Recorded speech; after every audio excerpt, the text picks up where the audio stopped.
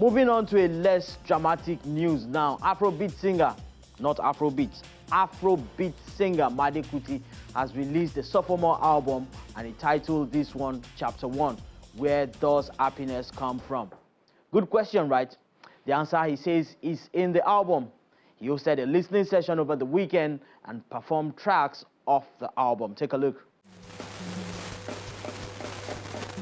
Kuti, the third generation of the legendary Fela Anikulapo Kuti's Afrobeat dynasty, hits the stage with unmistakable energy, introducing songs from his sophomore album, Chapter 1, Where Does Happiness Come From?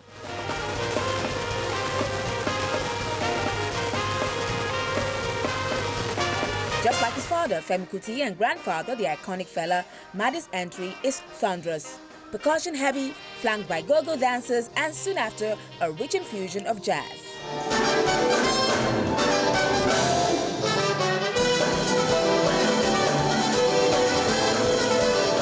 It's the perfect opening for a night that promises an eclectic sound, heralding a new era in Afrobeat music.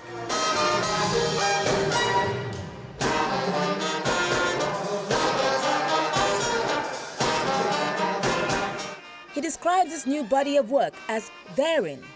I think this album is about 55 minutes long, so it's as long as it's like a movie. So I really hope that people appreciate the effort put into it, but most importantly, they listen to it with an open mind, because the album is daring.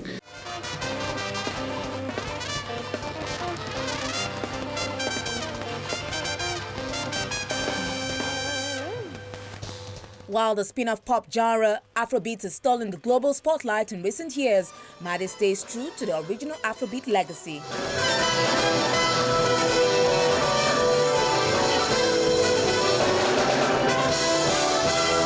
The multi-instrumentalist leads his band with authority, switching seamlessly between saxophone, trumpet, and piano.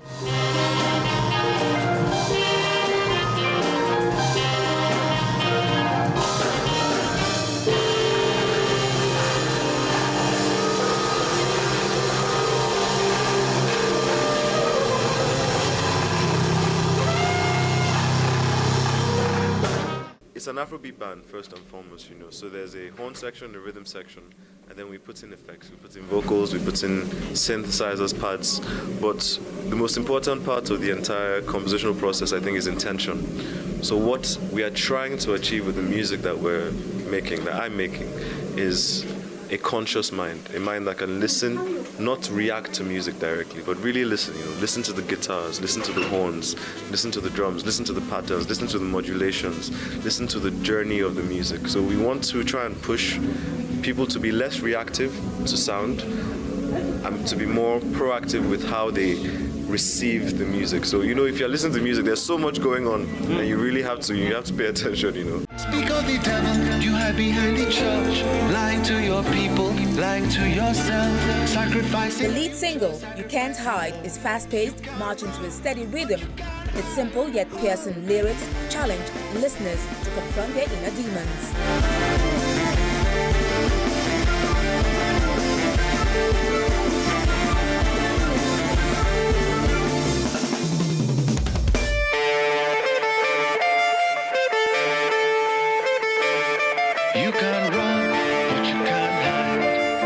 The track is reflective of a battle between his own personal demon. My demon was my temper. I may not look it, but I used to be but I had a temper, and it took a lot of things to make me realize that as justifiable my reaction was to certain things, there's a different way to respond, There's a more intentionally calm approach, and when you're within that state, you justify it. But you also have to question, what do you want the actual reaction, continual reaction of your decisions to be? So I made sure that I put that in place. So for me, it was my temper. That was the demon that I was chasing.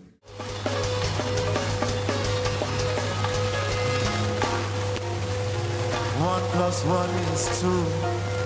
2 + 2 is 4.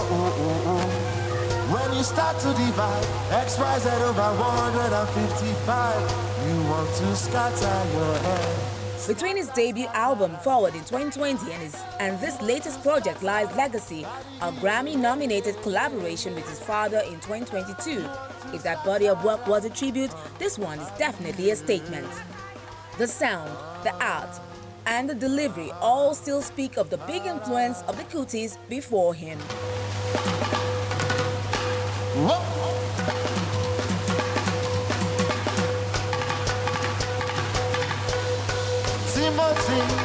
Timothy Wajo, Timothy Wajo, Timothy Wajo,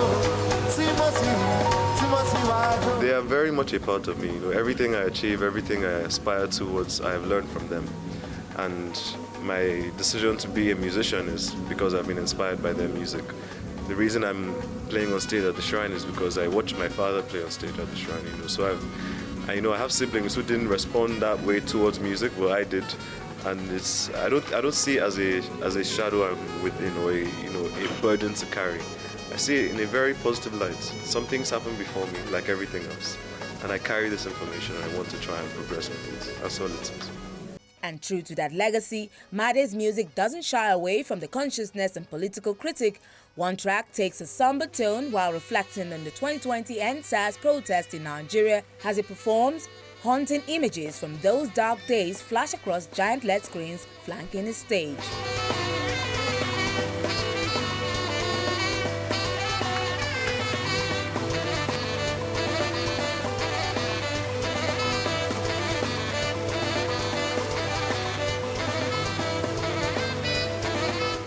A reminder that Afrobeat, as his grandfather defined it, was never just music, it was a movement.